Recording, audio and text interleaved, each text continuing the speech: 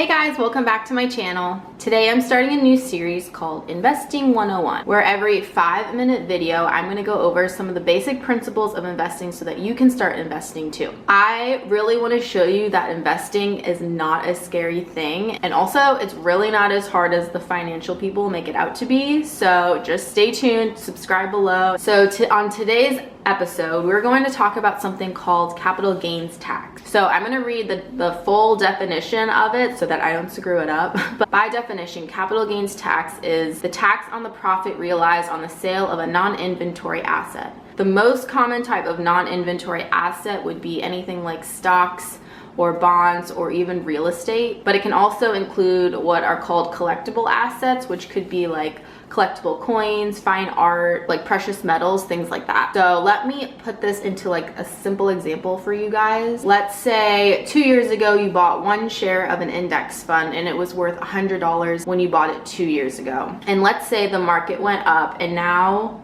2 years later, after you bought the stock, your stock is now worth $120. If you were to sell that one stock 2 years after you bought it and it appreciated in value $20, you would have to pay capital gains taxes on the $20 that it has appreciated since you purchased it. Now, the tax rate you pay for capital gains is going to be dependent on a few different things, one of them being how long you've had the asset. If you've had the asset longer than 1 year, you're going to be paying something called long-term capital gains tax, and this can be anywhere from 5% to 15% to 20%. It depends on what your taxable income is at the time of selling that asset and also how you're filing. So if you're filing single versus married, it's going to depend. If you've owned the asset for less than a year, you're going to be paying something called short-term capital gains tax. And this capital gains tax is going to be at the rate of whatever your ordinary income is at the time of the sale of your asset. So this is one of the advantages of a Roth IRA or a Roth 401k or any sort of Roth account. Basically, when you put money into a Roth IRA, you don't have to pay any capital gains tax, no matter how long that money's been sitting there. No taxes. None. Zero. Nilch. Nilch. So you may be asking, but Adrienne, what if my assets go down in value? And I'll say that's a very good question. The capital gains tax you pay is the difference between the capital gains on your assets that you sold minus the capital losses of the assets that you sold. And this is called your net capital gains. If your capital gains is negative, you are allowed by the IRS to deduct this amount from your taxes